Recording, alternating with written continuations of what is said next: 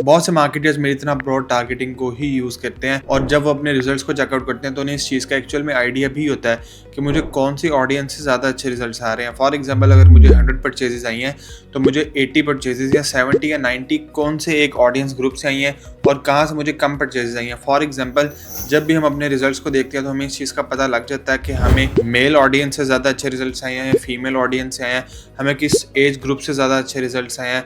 उसके अलावा बाकी डिटेल्स भी जब हम चेकआउट करते हैं और फिर अपनी जो ब्रॉड टारगेटिंग है उसको मैनुअल टारगेटिंग के अंदर शिफ्ट करने की कोशिश करते हैं तो अल्टीमेटली रिजल्ट्स खराब हो जाते हैं। दिस इज द इशू जो कि काफी ज्यादा लोग फेस करते हैं। मतलब कि आप दोनों साइड्स पे स्टक हैं। अगर आप ब्रॉड यूज करेंगे तो आपको इस चीज का पता भी है कि यार मुझे इस वाली ऑडियंस से ज्यादा अच्छे रिजल्ट्स आने हैं। फिर जब आप उस ऑडियंस को देखते हुए अपनी मैनुअल टारगेटिंग के ऊपर शिफ्ट होते हैं और सिर्फ उसी ऑडियंस को टारगेट करते हैं तो मेटा फिर आपको रिजल्ट्स देना बंद कर देता है। और इसी चीज को देखते हुए I am recording this video because Meta ने एक ऐसा फीचर निकाल दिया हुआ है कि जिससे आप एटलीस्ट मेटा को ये बता सकते हैं कि मेरे लिए इस वाले ऑडियंस ग्रुप को ज्यादा प्रायोरिटाइज करना है। स्क्रीन पे चलते हैं, मैं आपको सारा कुछ बताऊंगा किस तरह से आप लोगों ने इस फीचर को चेक करना है और किस तरह से इसको इंप्लीमेंट करना है। अच्छा, सबसे पहले आप लोगों ने अपने एड अकाउंट पे आ जाना है। एड अकाउंट पे आने के बाद लेफ्ट साइड पे अगर आप देखेंगे तो आपको यहाँ पे कुछ ऑप्शन नजर आएंगे। एक ऑप्शन यहाँ पे एडवर्टाइजिंग सेटिंग्स के नाम से आ रहा होगा। यहाँ पे आने के बाद आपको यहाँ पे एक वैल्यू रूल्स का ऑप्शन नजर आएगा। एक चीज़ मैं आप लोगों को बताता चलूँ कि वैल्यू रूल्स वाला जो ऑप्शन है वो मोस्टली एड अकाउंट्स के ऊपर इस वक्त शो हो रहा है, बट चंद एक ऐसे एड अकाउंट्स हैं जिनके ऊपर ये भी नहीं शो हो रहा। आई वुड से कि 90% एड अकाउंट्स के ऊपर ही शो हो रहा है कि होपफुली आपके एड अकाउंट के ऊपर भी आ गया होगा। इनकेस नहीं भी आया तो इशू नहीं है, थोड़ा सा वेट करें, आ जाएगा। अच्छा, वैल्यू रूल्स के ऊपर हम क्लिक कर लेंगे। वैल्यू रूल्स की ना आपको पहले तो सारी अंडरस्टैंडिंग देता हूँ इसका मतलब क्या है। देखिए, वैल्यू रूल्स का मतलब ये है कि आप अपनी जो टारगेट एक ऑडियंस है उसी के अंदर रहते हुए आप मेटा को बता दें कि ये जो डेमोग्राफिक्स हैं, ठीक है, मैं इंटरेस्ट वगैरह की बात नहीं कर रहा, I am using the word demographic, जैसे कि एज हो गई, जेंडर हो गया, ठीक है, ये जो डेमोग्राफिक्स हैं मुझे यहाँ से वैल्यू ज़्यादा मिल रही होती है, इस वजह से इन वाले डेमोग्राफिक्स को मेरे इस एड सेट में या मेरी इस कैंपेन के अंदर ज़्यादा प्रायोरिटाइज करना है। मजीद अगर सिंपल अल्फाज में आपको एक एग्जांपल देकर समझाऊं तो सपोज कर लेते हैं कि आप मेंस वॉचेस सेल आउट करते हैं। आप लोगों ने इस चीज़ को नोट किया है कि फीमेल्स भी बाय करती हैं, बट उनका जो बाय करने का मकसद है वो ये कि मे बी उन्होंने गिफ्ट करनी हो, ठीक है, अपने फादर को, हस्बैंड को, व्हाटएवर। बट मेल जो है वो इसको ज़्यादा बाय कर रहे हैं और मेल जब एक दफ़ा बाय कर रहे हैं तो वो दोबारा भी आपके पास आ रहे हैं। मतलब कि ओवरऑल जो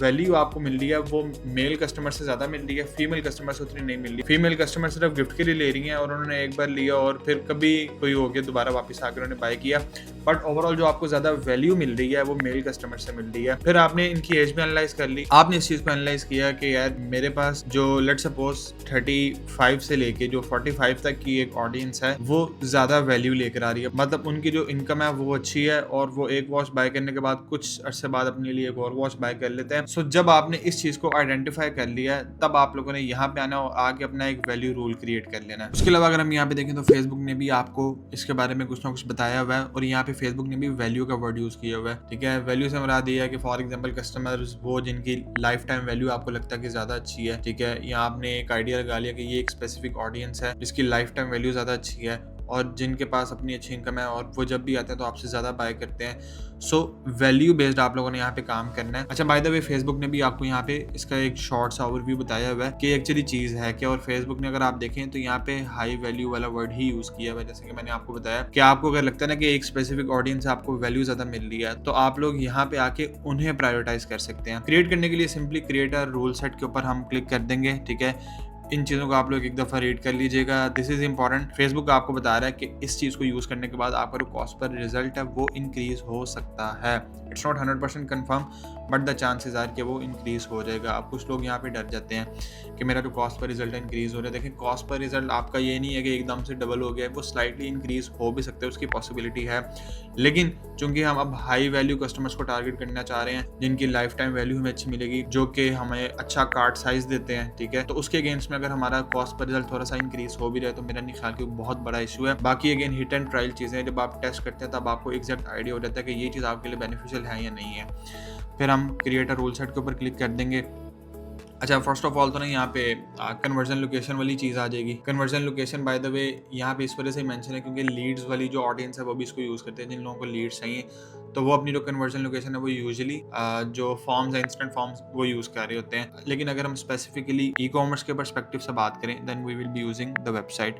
अच्छा, मज़ीद अगर हम क्राइटेरिया यहाँ पे मेंशन करें तो एज का ऑप्शन आ रहा है आपके पास, जेंडर का ऑप्शन आ रहा है, ठीक है, यहाँ पे आपके पास जो डिवाइस प्लेटफॉर्म्स हैं, ठीक है, अगर आपको लगता है ना कि मुझे डेस्कटॉप पे अगर किसी ने बाय किया है, कोई डेस्कटॉप यूज़ करता है, उसको मेरी ऐड नज़र आई, उसने बाय किया तो उसने मुझे ज़्यादा बेहतर वैल्यू प्रोवाइड किया, आप वो वाली चीज़ भी यहाँ पे कर सकते हैं। मोबाइल ऑपरेटिंग सिस्टम, अगर आपको लगता है कि यार आईफोन यूज़र से आपको ज़्यादा बेहतर वैल्यू मिलती है, you can go with the iOS, ठीक है। आप लोकेशंस वगैरह भी यहाँ पे मेंशन कर सकते हैं, और इसके अलावा प्लेसमेंट्स भी यहाँ पे मेंशन कर सकते हैं। अगर आपको लगता है कि यार जो स्टोरी वाली चीज़ है या कोई और प्लेसमेंट है, लेट्स सपोज फीड है, तो मुझे वहाँ से बहुत अच्छा आ रहा है, आप लोग उसको भी सिलेक्ट कर सकते हैं। अगेन इस फीचर को यूज़ करने से पहले आप लोगों ने प्रॉपर अपनी ऑडियंस की R&D करनी है और उसके बाद आके इस चीज़ को यूज़ करना है। अच्छा, फॉर एग्जांपल एज सेलेक्ट कर लेता हूँ मैं, यहाँ पे उसने मुझे डिफरेंट ऑप्शंस दे दिए हैं। Let's suppose I go with the 35 to 44, और इंक्रीज बिड बाय का यहाँ पे ऑप्शन आ रहा है कि कितने % आपने इसके ऊपर बिड अपनी इंक्रीज करनी है। अच्छा, इंटरेस्टिंगली यहाँ पे एक और ऑप्शन भी आपको मिल रहा है डिक्रीज का भी। अगर आपको ये लगता है ना कि एक स्पेसिफिक ऑडियंस है जो कि आपसे बाय करती है, लेकिन ऐसे बहुत ज्यादा वैल्यू आपको उस ऑडियंस से नहीं मिलती, तो आप उसके ऊपर जो अपनी बिड है वो डिक्रीज भी कर सकते हैं। बट उस चीज को हम बहुत ज्यादा भी नहीं देखेंगे, हम इंक्रीज वाले ऑप्शन को जरा ज्यादा कंसिडर करेंगे।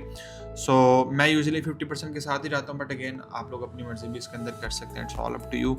अच्छा, 50% अगर हमने यहाँ पे कर दिया, यहाँ पे एक और आपके पास रूल का ऑप्शन आ रहा है, ठीक है। कन्वर्जन लोकेशन आप लोग यहाँ पे देख लेंगे, ठीक है। वेबसाइट आ गई, उसके बाद यहाँ पे क्राइटेरिया अगेन आप लोग बता सकते हैं, और यहाँ पे फेसबुक ने आपको एक नोट भी दिया हुआ है, if a person meets the criteria for multiple rules we will apply only the first applicable rule in this list, ठीक है। आपने डिफरेंट रूल्स तो प्रोवाइड कर दिए, लेकिन फेसबुक यहाँ पे कह रहा है कि अगर कोई एक पर्सन मल्टीपल जो आपने उसको क्राइटेरियाज बताए हुए हैं उनमें से किसी एक के साथ भी मीट करता है, तो वो जो आपका पहला एप्लीकेबल रूल होगा ना इस लिस्ट के अंदर, उसको अप्लाई कर देंगे। इस चीज को आप लोग कंसिडर कर लीजिएगा। बाकी अगर हम नेक्स्ट के ऊपर जाते हैं तो यहाँ पे आपको बता देगा कि this is the rule number 1 and this is the simply rule number 2, ठीक हो गया। और उसके अलावा यहाँ पे नेम आप लोग मेंशन कर सकते हैं। नेम हमेशा वो रखें कि देख के आपको आइडिया हो जाए कि मैंने ये रूल किस मकसद के लिए बनाया था और इसके अंदर एक्चुअली हो क्या रहा है, ठीक है। सिंपली मैं यहाँ पे इसको क्रिएट कर देता हूँ।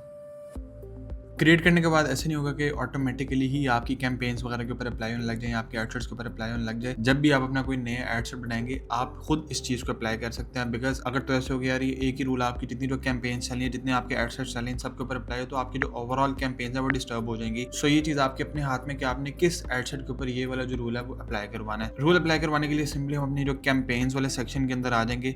फॉर एग्जाम्पल हम कहते हैं हमने जी एक नया एडसेट बनाना है, ठीक है। Let's suppose I go with the sales objective. Sales objective के बाद एडसेट लेवल के ऊपर चले जाएंगे। एडसेट लेवल के ऊपर आने के बाद यहाँ पे आपको वैल्यू रूल्स का ऑप्शन देखने को मिलेगा। इसको अगर हम एडिट के ऊपर क्लिक करें तो यहाँ पे आप लोग अप्लाई कर सकते हैं। बाकी आपने जितने रूल सेट्स बनाए होंगे वो आपको यहाँ पे शो हो जाएंगे। जोन सा भी आप लोगों ने यहाँ पे अप्लाई करना आप लोग कर सकते हैं। क्योंकि हमने अभी एक किया था तो हमारे पास यहाँ पे एक ही शो कर रहा है। अप्लाई करने के बाद आप लोग इसे पब्लिश कर सकते हैं। होपफुली ये वीडियो आप लोगों को अच्छी तरह से समझ आ गई होगी। आप इसको अपने एड अकाउंट्स के ऊपर लाजमी अप्लाई करें और रिजल्ट्स मेरे साथ लाजमी शेयर कीजिएगा। इन केस आपका कोई भी क्वेश्चन है तो आप लोग कमेंट सेक्शन में से पूछ सकते हैं। टेक केयर एंड अल्लाह हाफिज़।